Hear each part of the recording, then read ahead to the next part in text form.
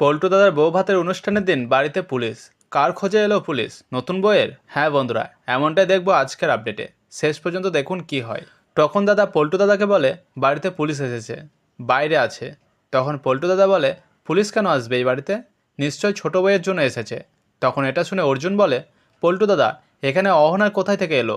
তারপর বাড়ির বড় ছেলে জোরে সবাইকে বলে বাড়িতে পুলিশ এসেছে, যেটা শুনে নতুন বউ সহ বাকি সবাই অবাক হয়ে যায়। তখন নতুন বউ ভয় পেয়ে যায় আর বলে পুলিশ কেন এসেছে? আমার পুলিশ খুব ভয় লাগে, আমাকে কোথাও লুকাতে দাও। তখন পল্টু দাদা বলে কি হয়েছে তোমার, তুমি কেন ভয় পাচ্ছ?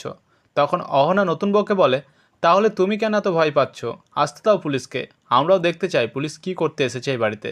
তখন নতুন বউ বলে আমি কেন পুলিশের সামনে আসবো? আমি নতুন বউ, এই বলে মাথায় বড় করে ঘোমটা দেয়। তখন পুলিশ অফিসার এসে বলে কার বিয়ে হচ্ছে এখানে, নতুন বউ কোথায়? তারপর নতুন বউকে অনেক প্রশ্ন করতে থাকে পুলিশ, যেটা দেখে বাড়ির সবাই তো অবাক হয়ে যায়, কেউ কিছুই বুঝতে পারে না। তখন পুলিশ অফিসার বলে নন্দিনী রয়কে চেনেন? তখন নতুন বউ বলে আমি কাউকেই চিনি না। এরপরে অফিসাররা বলে আপনার ঘোমটাটা সরান, আপনার মুখটা একবার দেখতে চাই। তখন পিসিমণি অফিসারকে বলে আজকে আমার ছেলের বিয়ে, এই বাড়িতে অনেক লোকজনও আছে। এসব শুনে অফিসার চলে যায় আর বলে আবার আসবো। এরপর অফিসার চলে গেলে অহনা নতুন বউকে জিজ্ঞেস করে তুমি ভোজপুরিতে কথা কেন বলছিলে? তখন এটা শুনে পল্টু দাদা বলে হ্যাঁ সত্যি তো, তুমি ভোজপুরি কিভাবে জানলে? তখন নতুন বউ বলে আমি ছোটোবেলায় বিহারে থাকতাম সেই জন্য। এসব শুনে অহনার মনে সন্দেহ জমে। এরপরে বাসর রাতে পল্টু দাদা ঘরের বাইরে লুকিয়ে থাকে অহনা।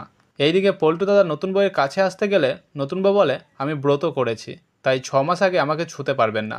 যেটা দেখে অহনা মনে মনে বলে এই মেয়ের মধ্যে কিছু তো একটা চলছে, সেটা আমাকে জানতেই হবে। তো বন্ধুরা, তোমাদের কি মনে হয় নতুন বইয়ের জন্য কি তাহলে বাড়িতে পুলিশ এসেছিল? কমেন্টে জানাও।